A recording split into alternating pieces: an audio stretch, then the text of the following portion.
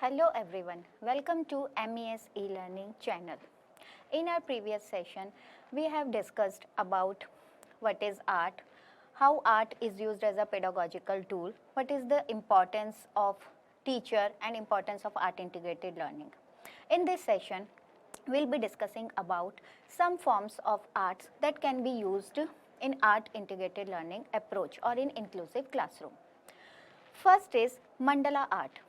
Mandals, which means in Sanskrit circle or discoid object.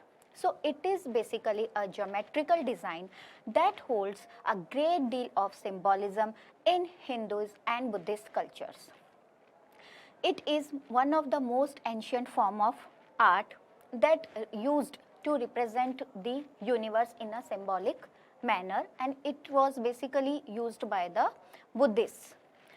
Now mandala art is of three types: teaching mandala, healing mandala and sand mandala. In teaching mandala, the universe is represented in the form of circle in a center dot. Then around that dot, the objects or the squares or the various patterns are drawn along with that circle.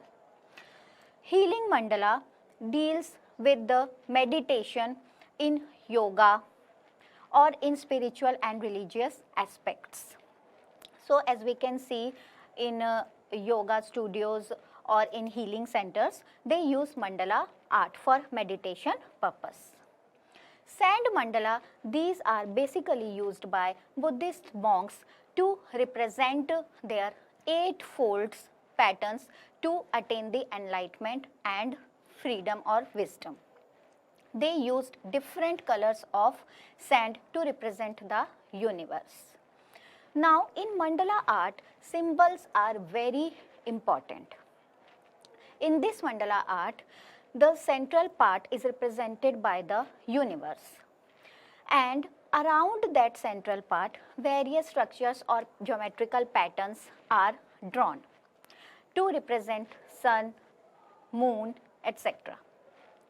There are various symbols representation in mandala art, like wheel with 8 spokes.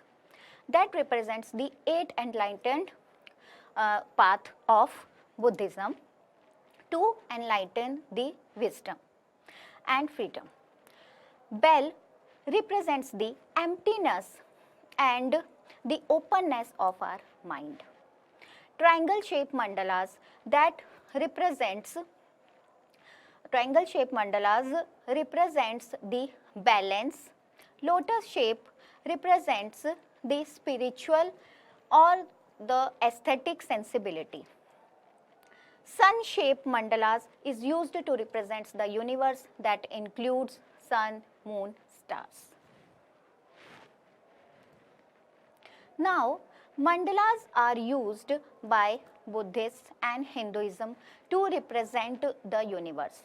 Buddhists once said that while drawing the mandalas using different colored sands, while we reaching to the main point or center of the mandala, we are transforming our universe, we are transforming our thoughts by the attainment of moksha or wisdom. So, mandalas are a great important values in the lives of Buddhist monks.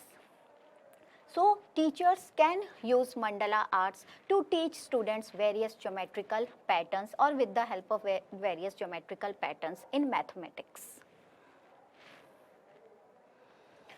Next, we'll speak about Warli or Madhubani paintings. So, Warli art is one of the most indigenous tribe or Adivasis arts that belongs to Gujarat and Rajasthan border. It belongs to, and Madhubani paintings belongs to Bihar. These pictures represents the human beings and animals. Like Madhubani painting, they don't have any mythological or spiritual value. These Warli or Madhubani paintings, they represents the social life, social activities of the human beings. They have animalistic views. They depict the scenes of human figures engaged in activities like hunting, dancing, sowing and harvesting. And three types of shapes are used in these arts. They are circle, triangle and square. As you can see, the triangle, upper triangle and the lower triangle, that makes the body of a human being, and the circle that represents the head of the human being. With the help of lines, the hands and the legs shapes are formed. These paintings are one of the most common paintings that found in the coastal areas of Maharashtra, Gujarat and Rajasthan borders. The people use these art forms, Warli and Madhubani arts, to decorate their houses, to showcase their talent, to showcase all the social activities like marriage, festivals, celebration, their happiness, etc. Now, if we are talking about Madhubani painting, it is also called as Maithili painting. It belongs to the native of Bihar. Now, in Bihar, these paintings are widely used by the local peoples or the tribals to decorate their houses. As compared to Warli painting, Madhubani paintings are quite colorful and they are not the representation of any specific shapes like circle, triangle and square. They are more colorful and the people use natural dyes and colors for that. Sometimes they use white rice powder for that paintings. As if we are comparing it with the mandala art is much more colorful and has mythological importance, and it is related to the spiritual and religious content. But if we are talking about Madhubani and Warli art, they are more associated with their social activities of human beings, what they are doing, what they like. They are trying to showcase their social activities through these art forms. So it can be in the form of a marriage scenario, it can be in the form of festivals, it can be in the form of various celebrations, and they can be in the form of birds pictures, some animals pictures. So it is a representation of their social activities. Let's move on to third art, that is murals. Now the mural words comes from the Latin word that is muralis, which means wall painting. It is one of the most ancient form of painting. It is an artwork that printed directly or applied directly onto a wall or ceiling or a large permanent surfaces that should be flat, concave or convex.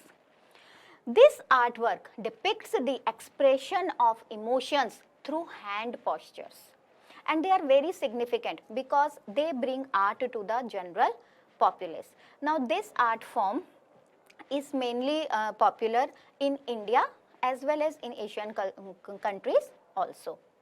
Now the people, they are trying to showcase their argument, their frustration, their thoughts, their feelings by drawing these murals. Some of the murals paintings are associated in India also, like Bhimbedkar paintings, Shilpa Shastra, Shilpa Ratna. These are some of the ancient murals. Even Ajanta and Ellora caves, they also have these murals paintings. So teacher can incorporate these mural paintings or Madhubani or Warli paintings along with their teaching subjects to showcase our art, to showcase our history, our cultures to the students. Now these three art forms, they are the most populated art forms found in Indian history, and we can integrate these art forms in teaching various subjects like science, social studies, history, geography and physics. So in this session we have discussed about three main art forms of India. In our upcoming sessions, we will be discussing about more art forms. I hope you like the session. Thank you.